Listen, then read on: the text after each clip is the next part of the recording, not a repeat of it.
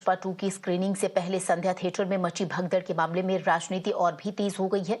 BJP ने कांग्रेस के नेतृत्व वाली तेलंगाना सरकार और सीएम रेवंत रेड्डी पर तीखा हमला बोला है। बीजेपी ने कांग्रेस पर अपनी विफलताओं से ध्यान भटकाने के लिए एक्टर अल्लू अर्जुन पर गलत तरीके से आरोप लगाने का आरोप मढ़ा। साथ ही साथ आपको बता दें, बीजेपी के किशन रेड्डी ने कहा कि कांग्रेस अपनी विफलताओं को छिपाने का आसान तरीका बताते हुए आरोप प्रत्यारोप में लगी हुई है। अननेसेसरी स्टेट गवर्नमेंट इसको इश्यू बना रहे, जो उनका फेल्यूर्स है उन फेल्यूर्स को डाइवर्ट करने के लिए जो 6 गारंटीज है, 6 गारंटीज अमल करने में जो विफल है उसको लोगों का दृष्टिकोण डाइवर्ट करने के लिए कांग्रेस पार्टी ऐसी अलग अलग इश्यूज उठा रही है। एक बात थिएटर के अंदर जाने नहीं दिए, पिक्चर देखने दिए थोड़ी देर, फिर इसके बाद जिम्मेदारी उनका ठहराते हैं। ये बिल्कुल गलत है। आज केस लगाकर जेल के अंदर भिजाना बिल्कुल गलत है।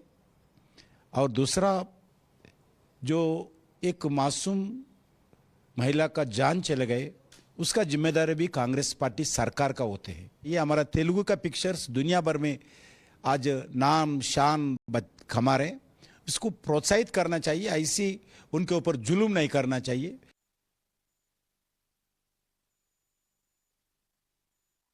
और हमारे सहयोगी सौमित इस वक्त हमारे साथ जुड़ गए हैं। सौमित, इस पूरे खबर में डिटेल में जानकारी चाहेंगे। हालांकि राजनीति की बात की जाए वो कब से ही तेज हुई है, बहरहाल अब बीजेपी द्वारा कांग्रेस को ही कटघरे में खड़ा किया जा रहा है।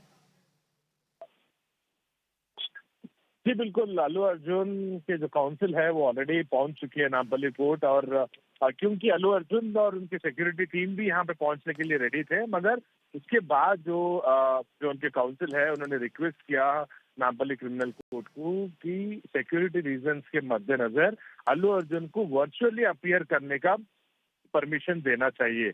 और उसके बाद क्योंकि अल्लू अर्जुन अगर कोर्ट पहुंचे, पिछली बार जब पहुंचे थे बहुत सारे उनके जो फैंस थे यहाँ पे आ गए थे, और हजारों की तादाद में हॉस्पिटल के पास और कोर्ट के पास भी सौों की तादाद में हम लोगों को देखे थे। उसके बाद इसीलिए सिक्योरिटी रीजंस के मद्देनजर उनको वर्चुअली अपीयर करने की परमिशन नामपल्ली कोर्ट ने दिया है।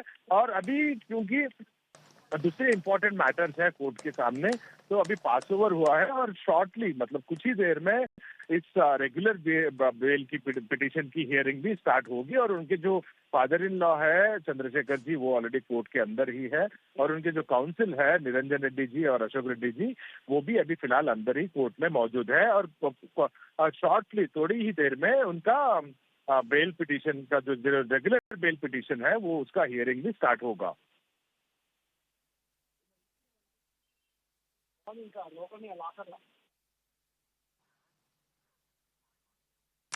तो आपको बता दें सौमित, आपका बहुत बहुत शुक्रिया इन तमाम जानकारी के लिए। तो फिलहाल आपको बता दें, इससे पहले भी जो टॉलीवुड इंडस्ट्री के 55 लोग थे वो खासतौर पर रेवंत रेड्डी जो सीएम है उनसे मिलने के लिए पहुंचे थे, और साथ ही साथ इस पूरे केस में किस तरीके से सीएम रेवंत रेड्डी का रुख जो है वो कड़ा था वो भी उसके जरिए सामने आया। बहरहाल अब आपको बता दें, राजनीति जो है वो इस पूरे मामले में अब जमकर हो रही है। बीजेपी द्वारा कांग्रेस को कटघरे में लिया गया है कि किस तरीके से कांग्रेस की जो सरकार है वो पूरी तरीके से सुरक्षा व्यवस्था मुहैया कराने में नाकाम रही, कानून व्यवस्था सरकार द्वारा हैंडल नहीं किया जा सका।